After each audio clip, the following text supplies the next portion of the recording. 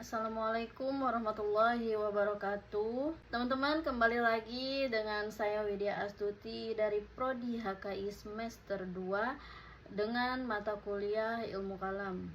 Nah, kali ini saya akan membahas tentang sejarah kemunculan persoalan-persoalan ilmu kalam.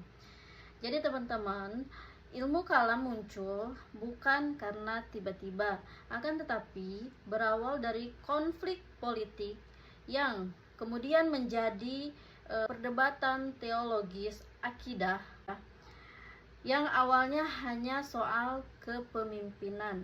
Nah, akan tetapi kemudian melebar dan berkembang menjadi pertanyaan besar seperti siapa yang benar menurut Islam, atau apa hukum orang yang berbuat dosa besar, dan juga bolehkah memberontak terhadap pemimpin. Baiklah teman-teman, kita masuk saja ke pembahasan yang pertama, yaitu tentang terbunuhnya Khalifah Utsman bin Affan pada tahun 35 Hijriah. Dalam peristiwa sejarah, yaitu Utsman bin Affan ini khalifah ketiga setelah Nabi ya. Dan pada masa pemerintahannya itu muncul ketidakpuasan dari beberapa kelompok ya. Lalu mendapat tuduhan-tuduhan yang utamanya yaitu nepotisme atau mengangkat anggota keluarga sebagai pejabat, dan kebijakan politiknya juga yang dianggap tidak adil gitu teman-teman. Nah, sehingga pemberontak dari Mesir dan Irak pun datang ke Madinah. Untuk apa? Untuk membunuh Utsman bin Affan. Nah, hingga pada akhirnya beliau pun terbunuh di rumahnya pada saat membaca Al-Quran. Nah, lalu apa dampak teologisnya? Nah, dalam peristiwa inilah yang akhirnya menjadi awal dari perpecahan umat Islam, teman-teman. Nah, yang dimana muncul juga pertanyaan-pertanyaan seperti apakah membunuh khalifah itu kafir? Dan juga pertanyaan seperti apakah seorang muslim boleh memberontak? Dan apakah pemimpin yang dianggap zolim boleh dijatuhkan? Nah, maka dari sinilah bermula munculnya pemikiran teologis atau kalam, dan bukan hanya sekedar politik saja ya. Lalu pembahasan yang kedua yaitu tentang baiat ya. Baiat kepada Khalifah Ali bin Abi Thalib 35 Hijriah. Nah, jadi teman-teman, setelah wafatnya Utsman bin Affan tadi, umat Islam ini bingung untuk memilih pemimpin ya. Nah, yang pada akhirnya mayoritas umat membaiat Ali bin Abi Thalib untuk kemudian dijadikan sebagai khalifah keempat. Nah, akan tetapi tidak semua pihak setuju dengan keputusan baiat ini, ya. Nah, ada beberapa kelompok yang menolak dan meminta untuk menghukum pembunuh Utsman terlebih dahulu, barulah memilih pemimpin yang baru, gitu. Nah, lalu ada juga dampak teologisnya apa? Yaitu muncul atau memicu perdebatan seperti mana yang lebih penting, menegakkan keadilan terlebih dahulu atau menjaga stabilitas umat ya. Dan apakah kepemimpinan Ali bin Abi Thalib itu sah? Yang dimana perdebatan ini teman-teman melahirkan perbedaan pandangan tentang yang pertama yaitu legitimasi pemimpin dalam Islam, dan yang kedua yaitu hubungan antara agama dan politik. Nah, lalu kita masuk ke pembahasan yang ketiga, yaitu tentang Perang Jamal. Perang Jamal ini terjadi antara pasukan Ali bin Abi Thalib dan kelompok yang dipimpin oleh Aisyah binti Abu Bakar, dan juga Thalhah bin Ubaidillah, dan juga Zubair bin Awam ya. Nah, dengan latar belakangnya yaitu untuk menuntut keadilan atas kematiannya Utsman bin Affan. Nah, kenapa disebut Perang Jamal? Dalam bahasa Jamal yaitu artinya unta, yang dimana pada saat itu Aisyah binti Abu Bakar berada di atas unta saat berperang. Nah, lalu kemudian teman-teman, perang ini dimenangkan oleh pasukan dari Ali bin Abi Thalib.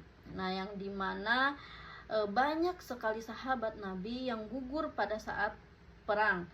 Dan ini juga sangat mengguncang umat Islam, dan peristiwa ini pun memunculkan pertanyaan-pertanyaan besar juga teman-teman nih, seperti pertanyaan siapa yang benar, kedua-duanya sahabat Nabi gitu, dan apakah sahabat Nabi bisa salah.